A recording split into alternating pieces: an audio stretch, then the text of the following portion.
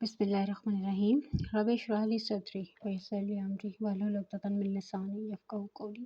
Assalamu alaikum dear students, hope all of you are fine and you're able to solve exercise 5.4 regarding the inequalities. So inequalities अब आपको clear हो चुकी होंगी, आप easily इन questions को solve कर रहे होंगे। तो सिंपल इनइक्वालिटीज़ भी आपने सॉल्व किए हैं, कंपाउंड इनइक्वालिटीज़ भी आप सॉल्व कर चुके हैं। Now there are the two word problems which we are going to solve today. The first word problem, question number 11 is the sum of 5 times a number x.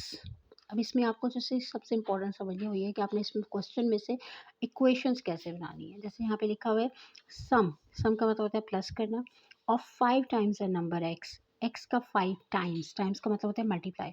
इसका मतलब है कि 5x plus and 10। तो आपकी condition क्या बनी है?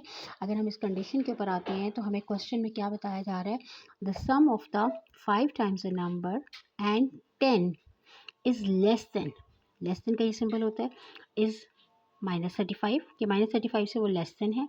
और अब यहाँ पे दो कंडीशन दी हुई है, एक दिया हुआ है कि इज़ लेस देन -35 और ग्रेटर देन -5। मतलब अगेन 5x प्लस 10 जो है एक कंडीशन में -35 से लेस है और एक कंडीशन में -5 से ज़्यादा है। तो आपने क्या वैल्यू फाइंड आउट करनी है, what real number does x represent, x की वैल्यू फाइंड आउट करनी है। तो मेन प्रॉब्लम इसमें जो थी वो यही थी कि how to write the equations. अब इक्वेशंस आपके सामने आ चुकी हैं, इक्वेशंस को सॉल्व करना आई थिंक सो आप लोगों को आता है। +10 it will when it moves on the other side minus हो जाएगा।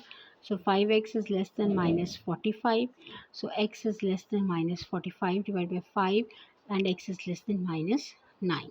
Right, move to the other equation. So second inequalities है उसको सॉल्व करेंगे। So 5x is greater than -5 -10, so 5x is greater than -15, so x is greater than -15 by 5, so x is greater than -3। तो आपके पास अब यहाँ पे दो values x की आ चुकी हैं कि x is less than -9 और x is greater than -3। तो जब हम इन दोनों इक्वेशंस को, इन दोनों इनइक्वालिटीज़ को कंबाइन करेंगे तो वो हमारा सोल्यूशन सेट आ जाएगा विच इज़ बिटवीन, क्या है कि x such that x belongs to, हमें यहाँ पे उन्होंने रियल नंबर ही, जब कोई नंबर नहीं बताया हुआ it's mean that is the real number. X such that x belongs to R and, और एक्स की क्या कंडीशन दी हुई है कि less than -9 and greater than -3। तो एक्स को आप दरमियान में लिखेंगे, less than -9 and greater than -3। तो ये आपके पास इसकी, सॉरी इसको ग्रेटर देन का सिंबल डालना था यहाँ पे, आंसर आ जाएगा। Right, similarly move towards question number 12। अगर क्वेश्चन नंबर 12 पे हम मूव करते हैं तो हमें क्या दिया हुआ है, 2 times a number decreased bye 5। अब यहाँ पे कंडीशन को आप देखिए, 2 टाइम्स, टाइम्स का मतलब हमेशा क्या होता है, टाइम्स का मतलब होता है that you need to multiply according to given condition. Right, according to given condition क्या है, 2 times a number, 2 times a number mean 2x decreased, decreased का क्या मतलब होता है, कम होना, मतलब -5 इज ग्रेटर देन और इक्वल टू, दोनों कंडीशन है, ग्रेटर देन भी है इक्वल टू भी है, तो आप दोनों डाल देंगे।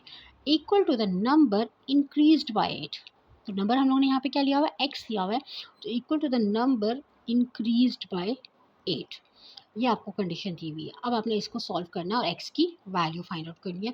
Again you have the same method, एक्सेस को आप x सारी टर्म्स को इकट्ठा करेंगे, -5 है दूसरी साइड पे जाके क्या हो जाएगा, बिल्कुल प्लस हो जाएगा।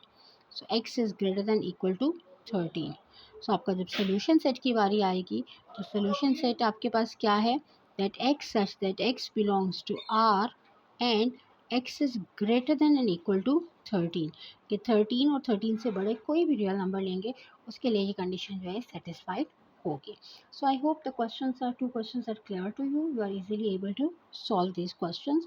और इसके साथ ही हमारे पास ये एक्सरसाइज जो है ख़त्म हो जाती है, बल्कि इनफैक्ट ये चैप्टर ही ख़त्म हो जाता है। अब हम लोगों ने सिर्फ इसके ऑब्जेक्टिव सॉल्व करने हैं, तो आप लोग इनको सॉल्व करके मुझे शेयर करें, फिर देखते हैं कि इनमें से किसके कितने आंसर्स ठीक हैं और उसके अकॉर्डिंगली फिर मैं उनके आंसर्स आपको भेजूँगी। I hope that whole chapter 5 is clear to you regarding the equalities and inequalities. If you have any problem you can ask me anytime. All the best students.